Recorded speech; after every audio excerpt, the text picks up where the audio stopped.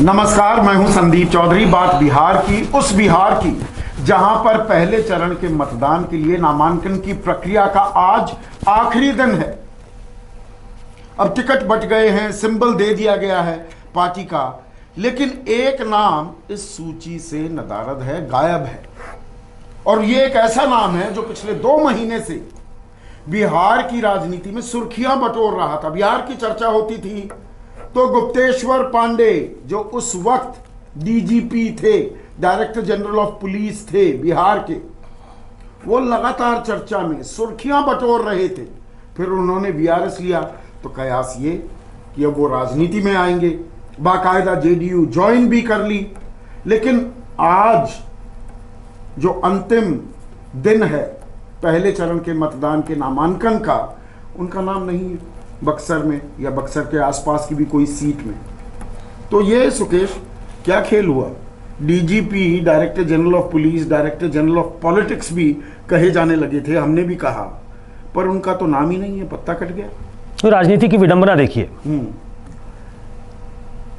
मुजफ्फरपुर बालिका गृह कांड एक बड़ा कांड था। बड़े नेस्टी कमेंट्स आए कोर्ट की तरफ से। एक मंत्री का नाम आया। शुरुआत में नीतीश सरकार ने उनको बनाए रखा। जब नेशनल लेवल पे बहुत हंगामा हुआ तो उनको हटा दिया गया। मेरी जानकारी में पार्टी से भी हटा दिया गया। उनको टिकट मिल गया है। लेकिन रॉबिन पांडे, जो सही मायने में रॉबिन हुड थे, जिन्होंने नाम कमाया, जो उनकी पुलिसिंग का तरीका था, लोगों से सीधा राब्ता। मैं रॉबिन हुड पांडे से बहुत सहमत नहीं हूं, लेकिन डीजीपी थे वो। हाँ।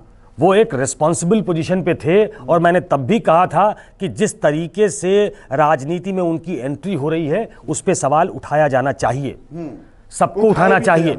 हमने उठाया भी था कि क्या ये कोई प्रो को है। मैंने कहा था, आपको ध्यान होगा, मैंने उनसे भी पूछा था कि इसको क्विड प्रो नहीं कहेंगे तो क्या कहेंगे? आपकी लॉयल्टी टुवर्ड्स कॉन्स्टिट्यूशन होना चाहिए आपकी ड्यूटी।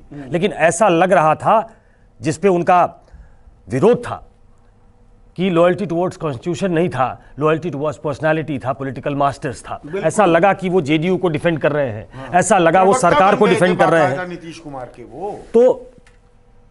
वो एक बड़ा मुद्दा बन गए। सुशांत सिंह राजपूत की मौत दुखद थी। वो हत्या नहीं थी, वो मौत थी। अब ये भी साबित हो गया है। इसीलिए पत्ता कट गया क्या? देखिए, गाजे बाजे के साथ उस मुद्दे को बढ़ाया, उठाया। वो घंटों तक टीवी स्टूडियोज में बैठे रहते थे। 1-to-1 इंटरव्यू तो आपने किया, वो तो पैनल डिस्कशन में भी बैठने के लिए तैयार हो रहे थे। 5 से 9 बजे तक बैठे रहते थे। हमने सवाल उठाया कि राम राज्य आ गया क्या? बिहार में और कोई समस्या नहीं है क्या?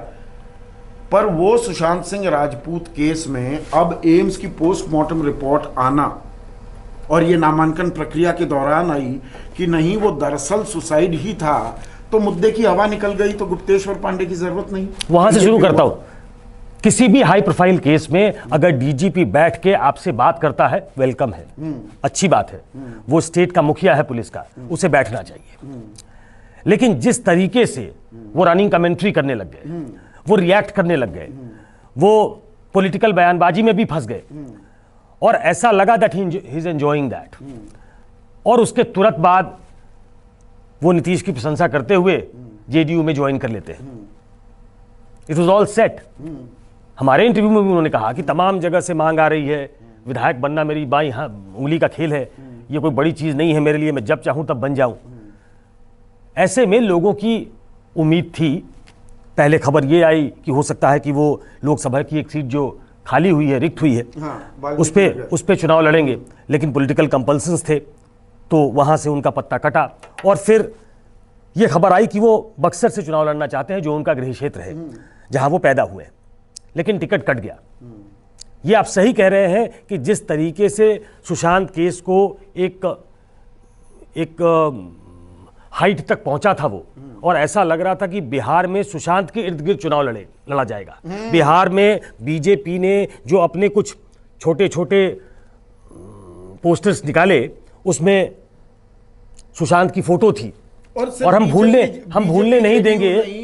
आरजेडी भी कि हमने सबसे पहले मुद्दा उठाया, चिराग पासवान भी कहने हर लगे, कोई लपक रहा हर था कोई इसे लपक रहा था कि इसमें। ये बिहार की अस्मिता का मामला था। अस्मिता से ज्यादा ये बिहार के एक लड़के की मौत का मसला था और इस बात की जांच होनी चाहिए कि वो हत्या है, आत्महत्या है, आत्महत्या के लिए उसको उकसाया गया, खुदकुशी के लिए उसको फोर्स किया गया, की भी बात आई। अब वो तो बाद में कोर्ट ने बहुत तल्ख टिप्पणी करते हुए कहा कि देखिए रिया चक्रवर्ती किसी ड्रग कार्टेल का हिस्सा नहीं है और वो घर में भी उन्होंने ऐसे पैसे का भी इस्तेमाल नहीं किया जो ईडी की ट्रेल फाइनेंशियल ट्रांजैक्शंस भी।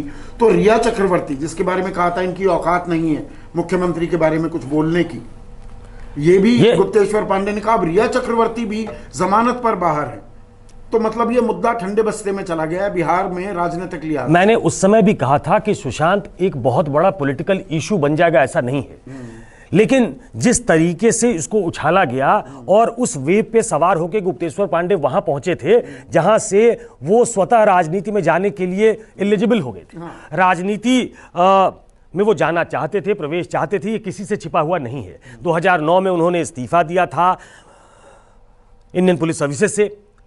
कहा उस समय यह गया था कि वो बक्सर से लोकसभा का चुनाव चाहते थे, वो बीजेपी से टिकट चाहते थे। बाद में उन्होंने इस्तीफा वापस लिया, वो डीजीपी की रैंक तक पहुंचे और अब जब सुशांत का मसला था और उन्होंने बड़ी प्रोएक्टिव पुलिसिंग करके दिखाई, बहुत लोगों ने उन पर सवाल भी उठाए कि मुजफ्फरपुर बालिका गृह में कहां थे, उस समय पुलिसिंग कहां थी।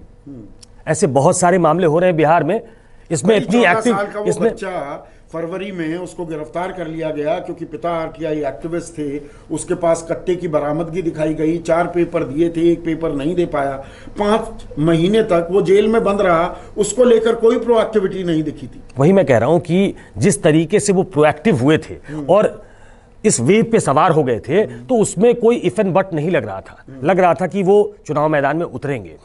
और इस बार तो वीआरएस एक्सेप्ट भी हो गया। 2009 का आपने जिक्र किया, 9 महीने तक वो एक्सेप्ट नहीं हुआ, 3-4-5 दिनों में सब कुछ हो गया था। उसके 2 दिन नोटिस पीरियड भी नहीं, यहाँ सब वेव ऑफ किया गया क्योंकि ऐसा लग रहा था द स्टेज इज सेट। तो फिर हुआ क्या, ये हुआ क्या? अब इसमें एक थियरी ये है कि ये मुद्दा पॉलिटिकल मुद्दा तो रहेगा नहीं, इसको बड़े कन्वीनियंस के साथ लोग ठंडे बस्ते में डाल देंगे, जो रियल इश्यूज है, जो वहां के इश्यूज हैं, उस पे चुनाव होगा।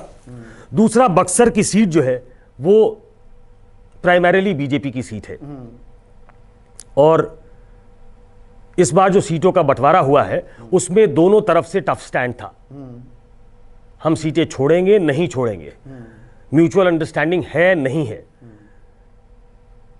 तो वो सीट बीजेपी छोड़ने को तैयार नहीं थी। कुछ हलकों में यह भी खबर है कि गुप्तेश्वर पांडे बक्सर से ही चुनाव लड़ना चाहते थे, वो बीजेपी के उम्मीदवार भी हो सकते थे, लेकिन ज्वाइन उन्होंने जेडीयू किया था।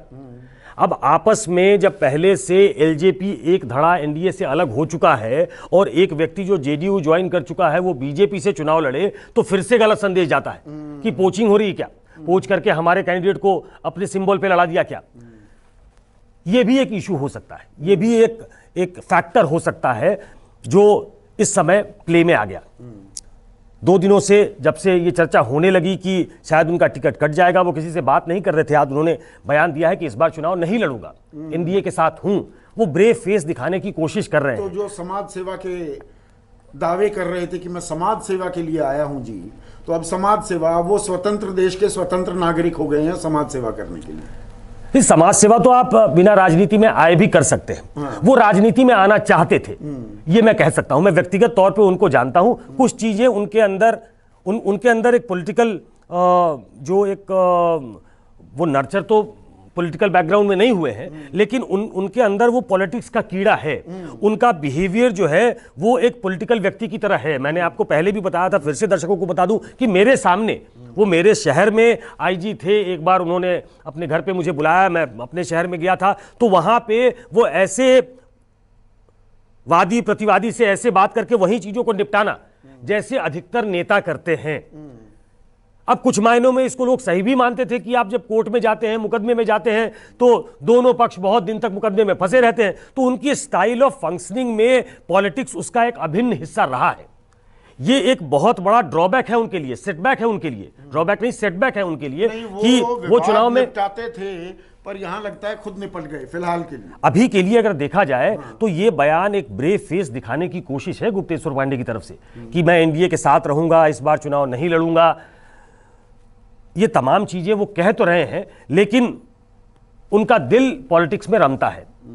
वो राजनीति में आना चाहते थे, चाहे बीजेपी जेडीयू की जो टफ पॉस्चरिंग है उसका शिकार हो गए, या फिर सुशांत केस जो एक तरीके से लॉजिकल कंक्लूजन तक पहुंचता हुआ दिख रहा है, उसमें वो एंगल नहीं था जिस एंगल को बिहार की पुलिस ने तलाशना चाहा।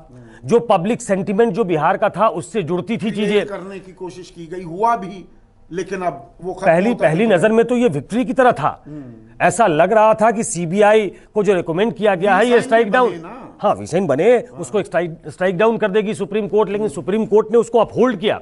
तो ऐसा लगा कि पहली लड़ाई बिहार सरकार और गुप्तेश्वर पांडे चूंकि उसके फ्रंट में थे तो गुप्तेश्वर पांडे जीत जाएंगे। और नीतीश कुमार ने जिस तरीके से इसमें बढ़ चढ़ कर पार्टिसिपेट किया, वो भी ऐसा लगता था कि सुशांत केस को बिहार की प्राइड से जोड़ के इसको एक बड़ा इशू बनाने की कोशिश करेंगे। अब चूंकि वो इशू ही फिजल आउट कर गया है, वो मैं कह रहा हूं लॉजिकल कंक्लूजन तक पहुंच रहा है, इसका मतलब ये है कि उस केस में बहुत मीट नहीं है। बनाएंगे जेडीयू, देखिए कह रही है 40 होते थे 30 किए जा रहे हैं, कम किए जा रहे हैं। देखिए वो एक रीजनल पार्टी के तौर पे है जेडीयू, बिहार में 30 लोग बहुत होते हैं।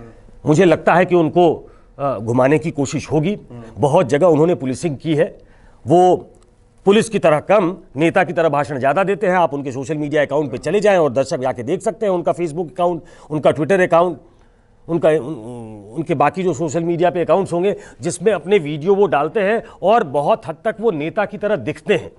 वो नेता नहीं बन पाए हैं, मतलब विधायक सांसद नहीं बन पाए हैं, लेकिन जब वो भाषण देंगे तो उनके अंदर का जो नेता का जो गुण है वो साफ तौर पे वहां के लोग कम से कम देख सकते हैं। तो गुप्तेश्वर पांडे एक बड़ा किरदार हो सकते थे, बड़े किरदार की तरह उन्हें उभारा भी जा रहा था, वो भी कर रहे थे इसमें प्रयास।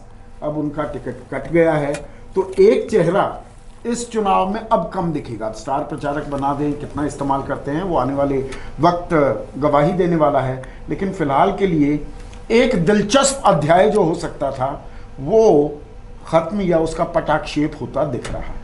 आज के लिए, अभी के लिए बस इतना ही। नमस्कार।